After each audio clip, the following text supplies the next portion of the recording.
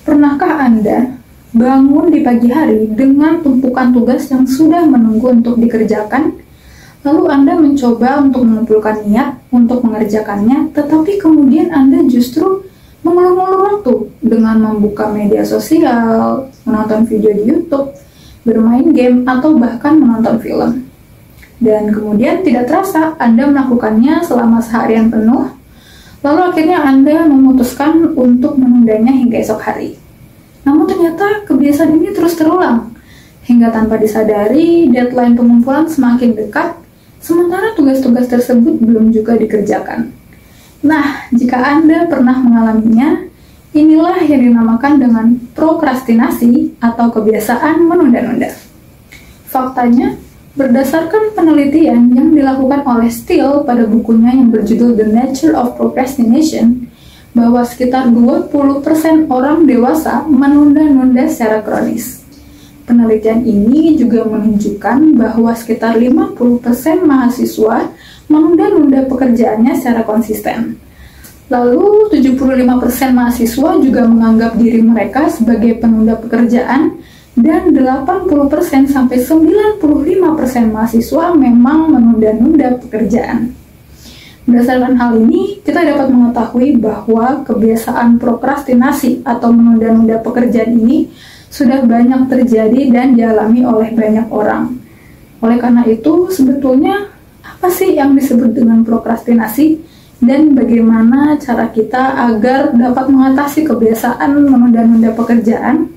Nah, pengertian dari prokrastinasi atau kebiasaan menunda-nunda adalah kecenderungan untuk menunda dalam memulai pekerjaan untuk melakukan aktivitas lain yang tidak berguna, sehingga pekerjaan menjadi terhambat. Ketika Anda mendengar kata menunda-nunda, mungkin yang ada pada pikiran Anda adalah sikap malas untuk menyelesaikan tugas dan memilih untuk melakukan hal lain. Namun tahukah Anda bahwa sebetulnya menunda itu tidak sama dengan rasa malas loh? Mengapa demikian? Banyak yang mengira prokrastinasi itu sama dengan sikap malas. Sebetulnya kedua hal ini cukup berbeda, di mana orang yang malas cenderung tidak peduli dengan apa yang harus dia kerjakan, sehingga tugasnya menjadi terlantar dan tidak terselesaikan. Sementara itu, orang yang menunda pekerjaannya justru sangat peduli dengan tugasnya, namun memilih untuk menunda pekerjaannya karena beberapa alasan, seperti timbulnya rasa takut jika tidak mendapatkan hasil yang maksimal, atau dalam kata lainnya adalah bersikap perfeksionis, kemudian takut akan kegagalan, dan lain-lain. Oleh karena itu, mereka cenderung menunda pekerjaannya. Lalu, mengapa seseorang menunda-nunda? Apa yang menjadi alasan mereka untuk menunda pekerjaannya? Terdapat banyak alasan mengapa orang sering menunda. Di antaranya menganggap bahwa suatu tugas harus diselesaikan dengan sempurna atau bersikap perfeksionis, kemudian takut akan kegagalan, tidak percaya diri dengan kemampuannya, susah mengambil keputusan sehingga mengulur waktu terlalu lama, kemudian sulit mengatur atau membagi waktu, lalu tugas yang menumpuk atau terlalu banyak tugas dan harus segera dikerjakan, sehingga penundaan tugas yang satu dapat menyebabkan tugas lainnya tertunda. Atau bahkan yang sering kita jumpai, yaitu seseorang bahkan tidak menyukai tugasnya, sehingga ia memilih untuk menunda pekerjaannya.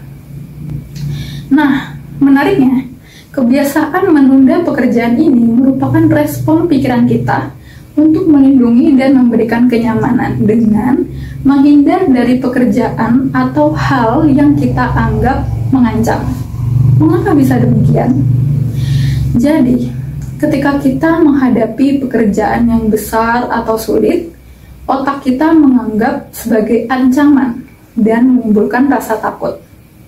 Di dalam otak kita terdapat bagian yang bernama amigdala, yaitu kumpulan neuron yang berfungsi memproses emosi seperti rasa takut dan ancaman. Lalu, bagaimana mekanisme otak ketika kita menghadapi tugas yang berat? Bermula ketika amigdala mendeteksi adanya ancaman, lalu amigdala akan merespon rasa takut dengan melepas hormon adrenalin dan menimbulkan stres. Nah, stres yang muncul ini memicu respon otak dengan mekanisme fight, flight, or freeze. Apa itu mekanisme fight, flight, or freeze? Yaitu reaksi alami tubuh manusia ketika menghadapi ancaman atau stres dan membantu kita bertahan dalam situasi bahaya.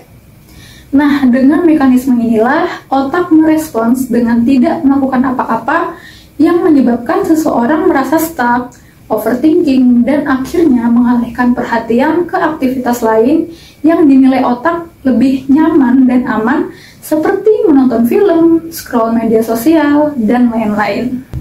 Nah, prokrastinasi juga dikelompokkan ke dalam beberapa jenis, diantaranya yang pertama perfeksionis, yaitu seseorang yang menunda mengerjakan tugasnya karena takut hasilnya tidak maksimal, sehingga menghabiskan waktu berlebihan untuk mengulang-ulang atau memperbaiki hal-hal kecil. Lalu ada deadliners, yaitu orang yang menunda karena mereka membutuhkan tekanan deadline untuk melakukan pekerjaannya. Kemudian ketiga, avoidant, yaitu ketika seseorang merasa tidak yakin atau kurang percaya diri dalam mengerjakan suatu tugas. Keempat, head in the sand, yaitu orang yang benar-benar tidak ingin mengerjakan sesuatu sehingga ia mengubur kepala di pasir dan menganggap tugas tersebut tidak ada. Biasanya disertai dengan penolakan atau ketidaknyamanan yang tinggi terhadap tugas tersebut. Dan terakhir, shiny object syndrome, yaitu menunda-nunda akibat gangguan atau distraksi yang menarik perhatian dari tugasnya, seperti terganggu notifikasi pesan teks, media sosial, dan lain-lain. Lantas, bagaimana cara kita menghilangkan kebiasaan menunda-nunda? Terdapat beberapa tahap yang dapat dilakukan.